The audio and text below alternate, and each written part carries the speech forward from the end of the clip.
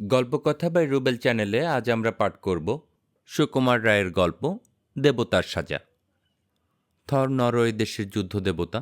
যুদ্ধের দেবতা কিনা, তাই তার গায়ে অসাধারণ জোর। তার অস্ত্র একটা প্রকাণ্ড হাতুড়ি। সেই সর্বনিশে হাতুড়ের এক ঘা খেলে পাহাড় পর্যন্ত গুঁড়ো হয়ে যায়। কাজে সে হাতুড়ের সামনে আর কেউ এগুতে সাহস পায় না।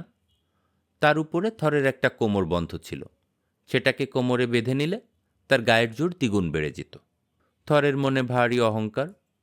তার সমান বীর বা তার সমান পালোয়ান পৃথিবীতে বা স্বর্গে আর কেউ নেই।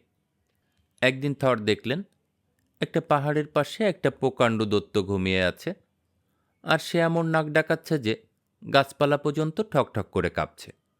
থর বললেন, এই ও বেয়াদব, নাক ডাকছিস যে? বলেই হাতুড়ি দিয়ে ধাই ধাই করে তার মাথায় 3 ঘা লাগিয়ে দিলেন। কিন্তু কি আশ্চর্য, ওই হাতুড়ির অমন ঘা খেয়েও দৈত্যর কিছুই হলো না। সে খালি একটু মাথা চুলকিয়ে বলল, পাখিতে কি ফেলল? থর আশ্চর্য হয়ে বললেন, তুমি তো খুব বাহাদুর হে, আমার এ হাতুড়ির ঘা সহ্য করতে পারে এমন লোক যে কেউ আছে তা আমি জানতাম না। দৈত্য বলল, তা জানবেন কোত্থেকে? আমাদের দেশে তো যাননি কখনো।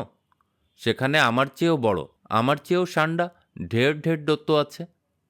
থর বললেন, বটে, তবে তো আমার একবার সেখানে যেতে হচ্ছে। দৈত্য তাকে দৈত্যপুরীর পথ দেখিয়ে দিল আর বলল, দেখবেন সেখানে গিয়ে বেশি বড়াই চটাই করবেন না, কারণ আপনি যত বড়ই দেবতা হন না কেন, সে দেশে বাহাদুরি করতে গেলে শেষে লজ্জা পেতে হবে। দৈত্যপুরীর চারিদিকে প্রকাণ্ড বরফের দেয়াল। সে এত বড় যে তার নিচে দাঁড়ালে চূড়ো দেখা যায় না। সেই দেওয়ালের এক জায়গায় বড় বড় গারদ দেওয়া আকাশের মতো উঁচু ফটক। থর দেখলেন সে ফটক খোলা তার সাধ্য নয়, তাই তিনি দুটো গরাদের ফাঁকের মধ্য দিয়ে ভিতরে ঢুকলেন। দেওয়াল ঘেরা দৈত্যপুরীর রাজসভায় বসে বসে পাহাড়ের মতো বড় বড় দৈত্যরা সব গল্প করছে। তাদের মধ্যে সবচেয়ে বড় যে, সেই হচ্ছে দৈত্যের রাজা। দৈত্যেরা থরকে দেখেও যেন দেখেনি এমনভাবে গল্প করতে লাগলো। খানিক পরে দৈত্যরাজ থরের দিকে তাকিয়ে বড় বড় চোখ করে যেন কতই আশ্চর্য হয়েছেন এমনভাবে বললেন, কেউ? আরে আরে, থর নাকি? আপনি কি সেই দেবতা যার গায়ে ভয়ানক জোর?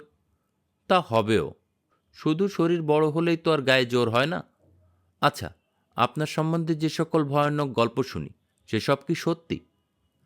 থর বললেন, সত্যি কিনা এখনই বুঝবে। ওরে কে আছিস, আমায় একটু জল দে তো। এক চুমুকে কতখানি খাওয়া যায় তোদের একবার দেখিয়ে দিই। তখন রাজার হুকুমে একটা সিংগাই করে ঠান্ডা জল এনে থরকে দেওয়া হলো। রাজা বললেন, আমাদের মধ্যে বড় বড় পালোয়ানরা ছাড়া কেউ ওটাকে এক চুমুকে খালি করতে পারে না। সাধারণ দৈত্যরা 2 চুমুকে শেষ করে, তবে যারা নেহাত আনাড়ি তাদের 3 চুমুক লাগে। থর তাড়াতাড়ি সিঙ্গাটা নিয়ে চোচো করে এমন টান দিলেন যে মনে হলো নিশ্চয়ই সিঙ্গাটা খালি হয়ে গেছে। কিন্তু কি আশ্চর্য, সিঙ্গা যেমন ভর্তি প্রায় তেমনই রইল। থর ভারী লজ্জিত হয়ে আবার জল খেতে লাগলেন। ঢক ঢক ঢক ঢক ঢক ঢক, তবু জল ফুরালো না। রাজা হো হো করে হেসে বললেন, তাই তো, অনেকটা যে বাকি রাখলেন। থর তখন রেগে খুব একটা দম নিয়ে আবার চুমুক দিলেন। খাওয়া আর থামে না। পেট ঢাক হয়ে নিঃশ্বাস প্রায় বন্ধ হয়ে এলো, কিন্তু জল তবু ফুরাতে চায় না।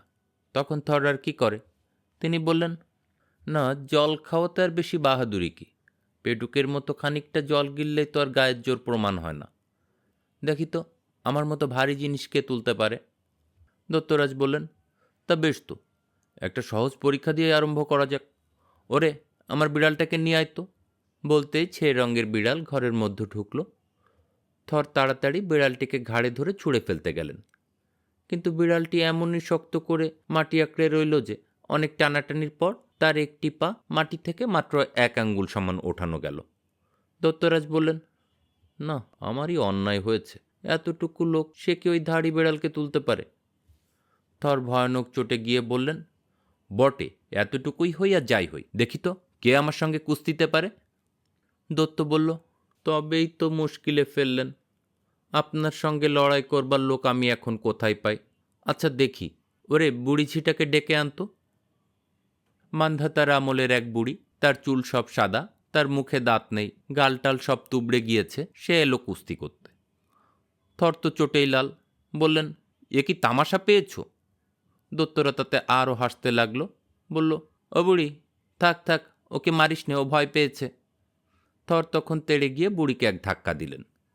তাতে বুড়ি তাকে ঘাড় ধরে মাটিতে বসিয়ে দিল। থর তখন আর কি করেন, লজ্জায় তার মাথা হেঁট হয়ে গেল। সারা রাত্রি সে অপমানের কথা ভেবে তার ঘুম হলো না। পরদিন সকালবেলা তিনি বাড়ি চললেন। দত্তরাজ খুব খাতির করে তার সঙ্গে সঙ্গে পুরীর ফটক পর্যন্ত এলেন। ফটকের কাছে এসে দত্তরাজ হেসে বললেন, আপনাকে একটা কথা বলছি, কারণ সেটা না বললে অন্যায় হবে।